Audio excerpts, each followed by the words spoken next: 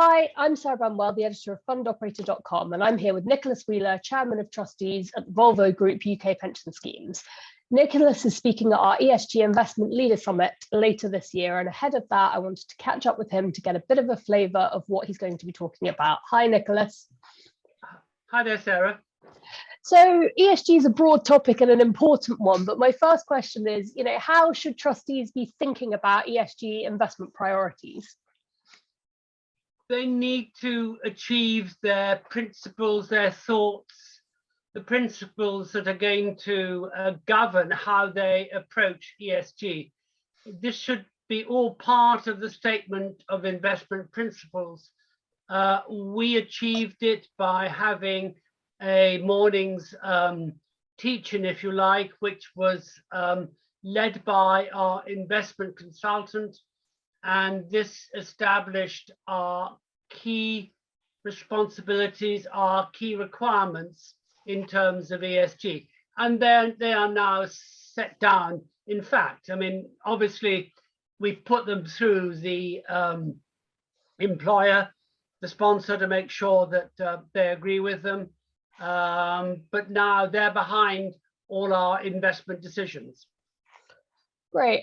What role does regulation and the regulator play when it comes to deciding on what priorities might be?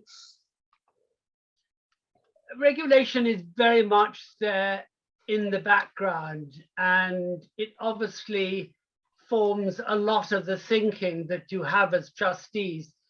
But I would not like to think that it is the decider on the priorities. I think the trustees have to achieve their own priorities and have to use them to guide their decision making, guide where they're going on the ESG path. ESG is, yes, very much the flavor, and a part of that is driven by regulation, but trustees need to be convinced that it's the right course they're taking. Makes sense.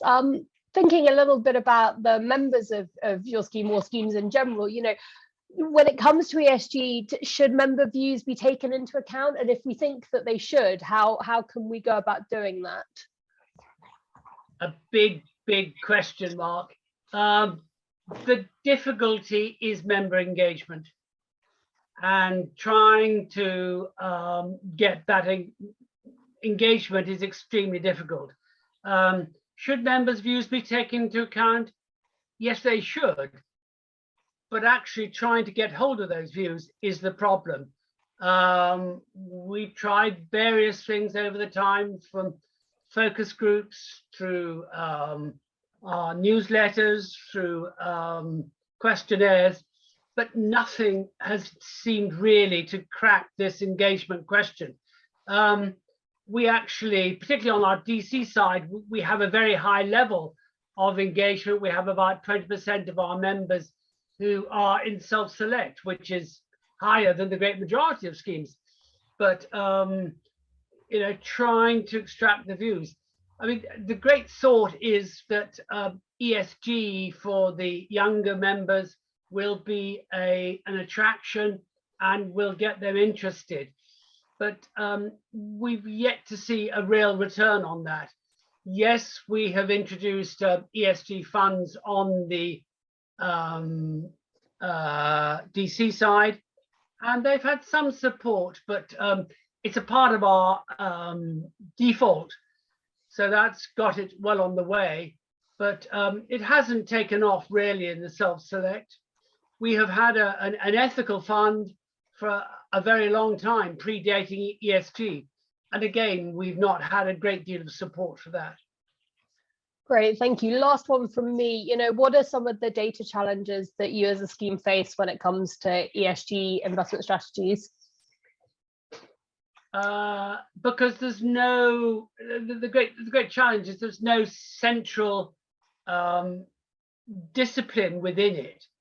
And there's a variation approach when it comes to differing managers, to differing consultants. They all have their own view and their own measurement standards. And I think this is one of the difficulties.